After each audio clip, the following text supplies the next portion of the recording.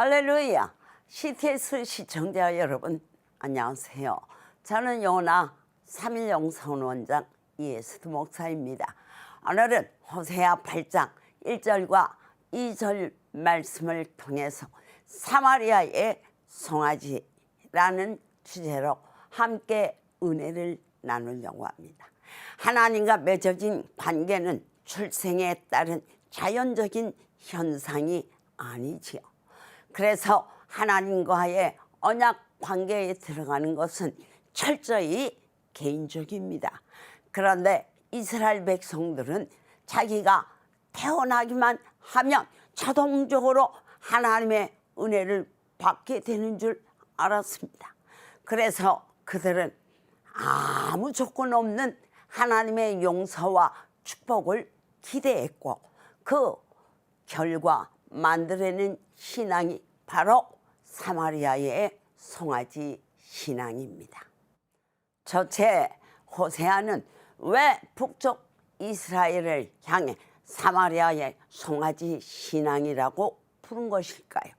사실 송아지 우상이 있던 그곳은 사마리아가 아니고 단과 베들입니다. 그런데 호세아가 송아지와 상관없는데도 이렇게 부르는 이유가 있습니다. 그것은 바로 끊임없이 희생하는 송아지의 특징 때문입니다. 송아지는 가죽부터 고기까지 사람을 위해 온전히 희생합니다. 이스라엘 백성들은 송아지가 하는 것처럼 하나님도 이런 식으로 자신들을 위해 무조건 희생하고 돌아봐 줘야 한다고 생각했던 것입니다. 하나님께서는 이스라엘 백성을 택하신 것은 거룩한 하나님의 백성으로 만드는 데 있었지 이런 눈먼 송아지의 사랑을 주고자 하신 것은 아닙니다.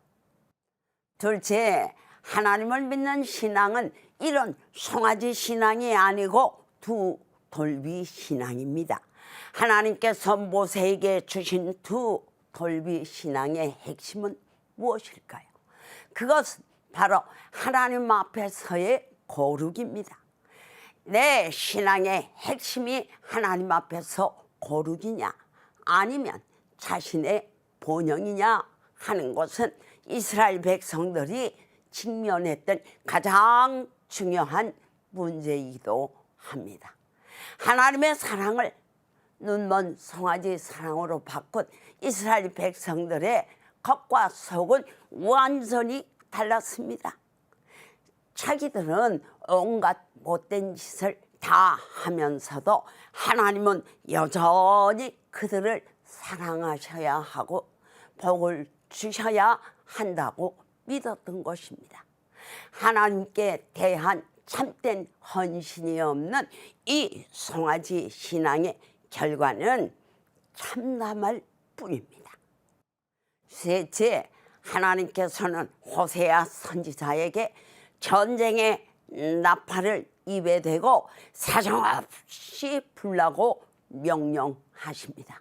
이것은 빨리 전쟁의 상황을 알리려는 말씀이죠. 그 이유는 여호와의 집에 대적이 덮칠 것이기 때문입니다. 선지자의 경고대로 만약 집 위에 독수리가 떠 있으면 어떻게 해야 될까요? 무조건 긴장하고 조심해야 합니다. 왜냐하면 독수리는 한순간에 내려 꽂히듯이 목표물을 덮쳐서 낚아채기 때문입니다. 그런데 이스라엘 백성들은 설마 우리가 하나님의 백성인데 어떻게 감히 원수들이 여호와의 집을 덮칠 수 있다는 말인가 할 정도로 위기감이 없었던 것입니다. 하지만 이런 이스라엘 자손들의 믿음에 대해서 하나님께서는 어떻게 말씀하셨을까요?